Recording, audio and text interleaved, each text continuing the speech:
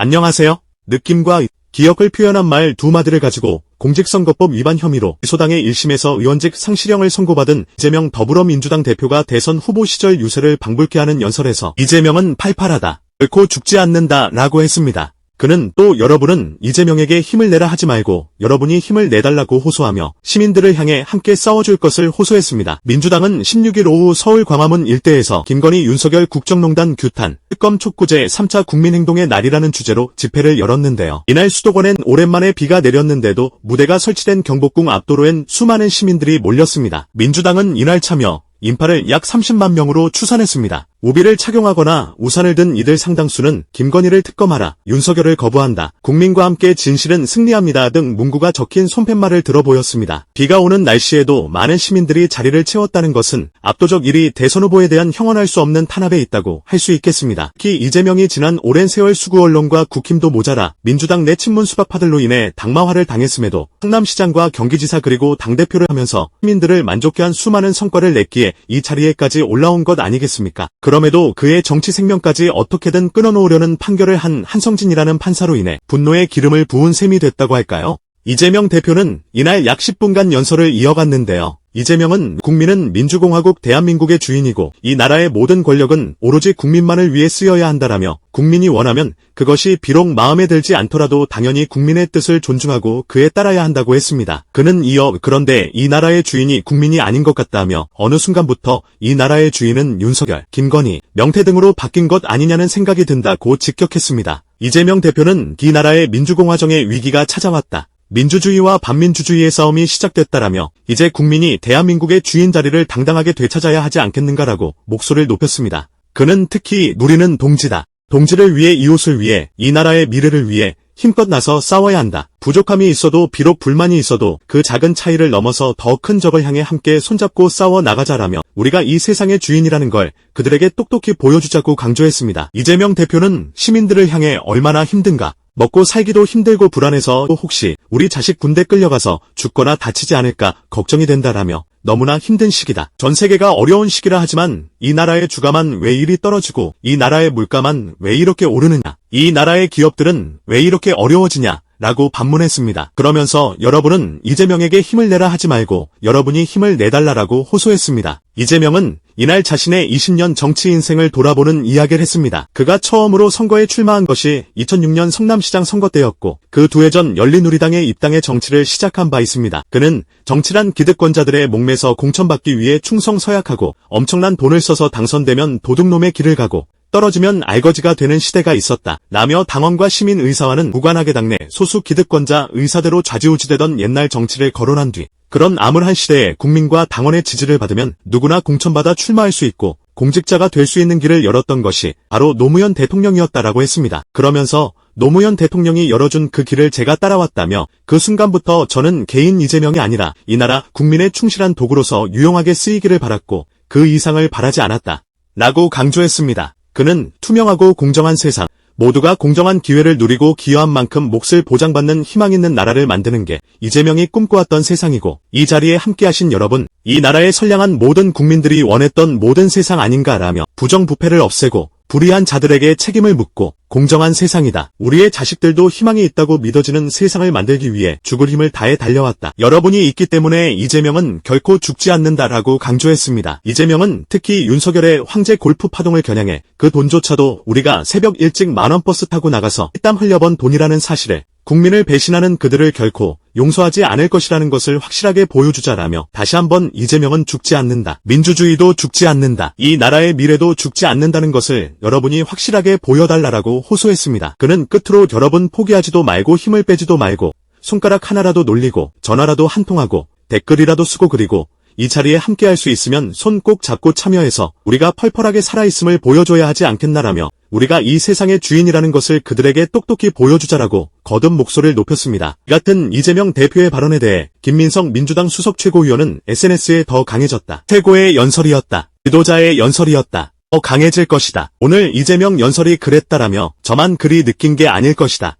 역사는 항상 이렇게 험준하게 승리를 빚어가는가 보다라고 했습니다. 그러면서 그런 자신을 준 연설, 오늘 우리에게 절실히 필요했던 가슴에서 나오는 외침을 이재명이 내주었다라며 누가 대세를 맡겠는가? 들이 쫄 것이고 우리가 길 것이라고 극찬했습니다. 이처럼 비오는 날에도 수많은 인파가 참여했다는 것은 그만큼 시민들의 분노가 점점 결집되고 있다는 점입니다. 심리학자인 김태형 심리연구소와 함께 소장은 15일 박시영 TV에 출연해 이번 이재명 집행유예 판결에 대해 윤석열 정권이 사법부를 장악해서 사전에 공작을 잘했다. 이렇게 나온 유죄라 봐야겠다라면서도 이쪽에선 일단 유죄를 때려놓고 범죄자 이미지를 씌워서 계속 공격하려는 거 아닌가? 여기에 이재명을 반대하는 세력들이 같이 들고 일어나서 사법 리스크가 있으니 물러나라 이런 공작을 펴기 위해 유죄를 때린 거 아니겠나라고 짚었습니다. 김태형 소장은 그러면서 판사들도 반성해야 한다. 이런 식의 판결을 내리면 사법부를 개혁해야 한다는 국민 요구가 빗발치게 될 것이라며 이제 검찰 개혁만이 아니라 사법 개혁도 필수적이라 생각할 것이다. 정권의 신여가 된 사법부의 독립 같은 건 이제 없는 것이라고 강조했습니다. 김태형 소장은 나아가 이 판결이 판사가 압력에 굴복해서 내린 비겁한 판결일 수도 있지만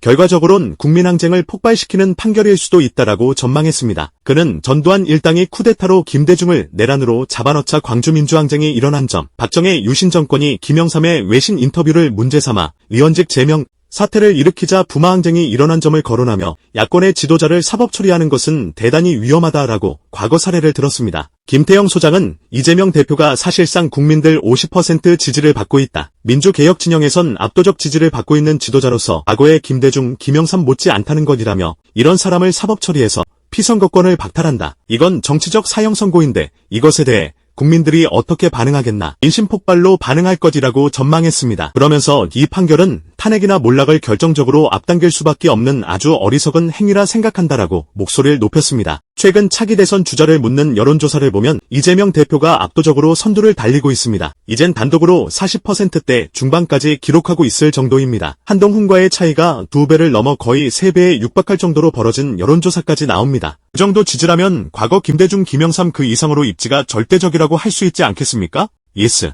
DJ 모두 대통령에 당선됐을 당시 득표율은 40% 초반이었고 자신의 지역 기반 몰표 영향을 많이 받았지만 현재의 이재명은 범위가 더 넓지 않습니까? 또 이재명 발언에 앞서 배우 이기영 씨도 연대 발언을 했습니다. 이기영 씨는 화제가 됐던 드라마 이상한 변호사 우영우의 류명아 부장판사 역으로 특별 출연하기도 했었죠. 이기영 씨는 전날 이재명 대표 1심 선고에 대해 잠 못 드는 밤 술 취한 밤 여기 계신 모든 분들 같은 생각 같은 마음이셨을 거라 믿는다. 그렇지만 우리 실망하지 말자라며 전 김대중 대통령이 떠올랐다. 박정희 정권이 현해탄을 산채로 수장하려 했지만 버텨냈고 끝내 대통령이 됐다. 이재명 대표도 이 시련을 반드시 이겨낼 거라고 믿는다라고 말문을 열었습니다. 이기영 씨는 이재명 대표가 거론한 3가지 법정에 대해 거론했는데요. 이재명은 판결 직후 현실의 법정은 아직 2번 더 남아있다며 그리고 민심과 역사의 법정은 영원하다고 했었습니다. 이에 이기영 씨는 우리는 현실의 법정에 선 졌다며 검찰이 아무리 망나니 칼을 휘둘러도 법원은 최소한의 이성이나 양심이 있을 거라고 기대했지만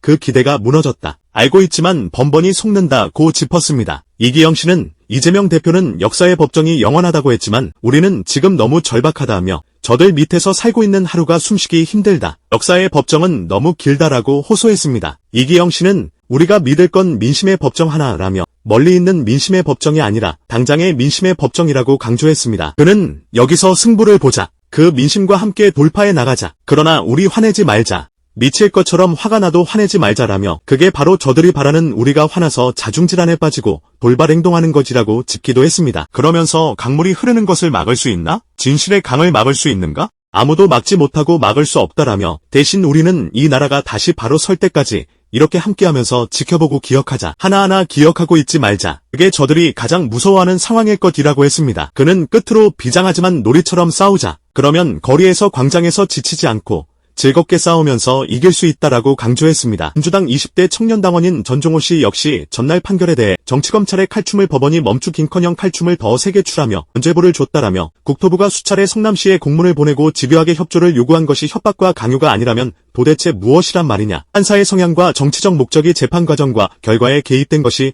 아닌가라는 의심을 지울 수 없다라고 했습니다.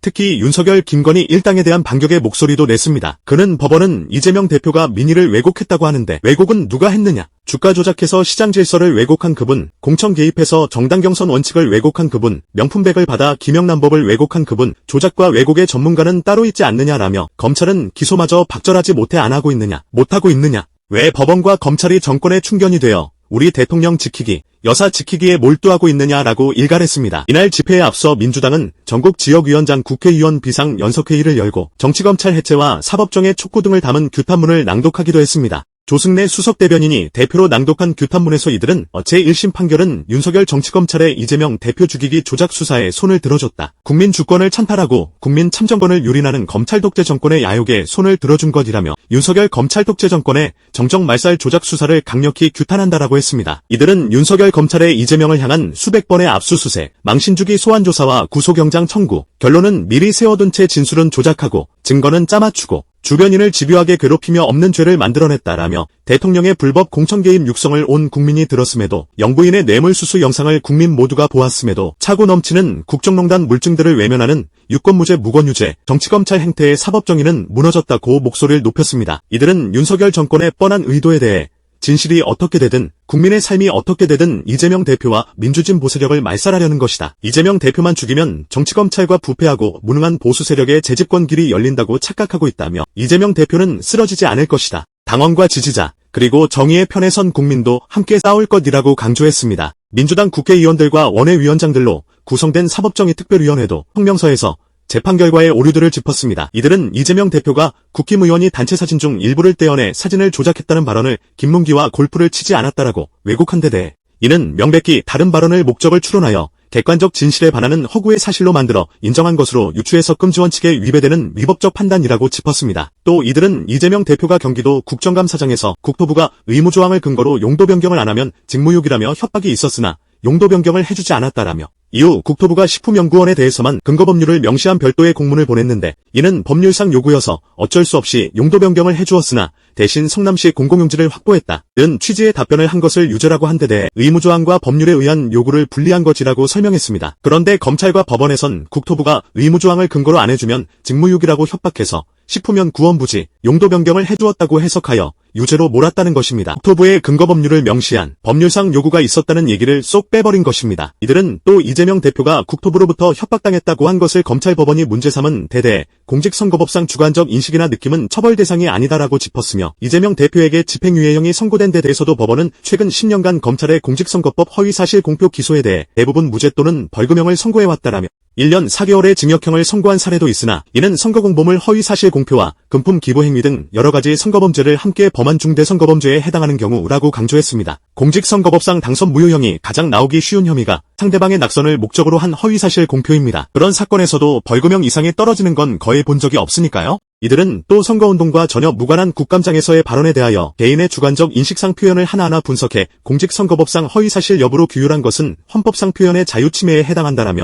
개인의 주관적 인식상 표현을 허위사실로 처벌에 막대한 선거자금을 반환하게 하는 것은 정당의 자유와 보호를 보장하는 헌법 정신에도 위배된다라고 강조했습니다. 앞서 영상에서 언급했듯 윤석열이는 대선 당시에도 거짓으로 판명된 구라를 연이어 남발했습니다. 화천대유 대주주이자 법조기자 출신인 김만배 전 머니투데이 부국장을 몰랐다고 윤석열은 답변한 바 있는데 검찰은 이에 대해 의견 표명일 뿐이라며 조사조차 않고 무혐의 결론 내리지 않았습니까? 그러니 더 욕을 먹을 수밖에 없는 거고요. 이젠 어이가 없어서 그냥 비웃게만 되는 비상식을 우리가 어서 끝내고 새로운 나라를 만들어봐야 하지 않겠습니까? 오늘도 감사합니다. 늘 건강하십시오.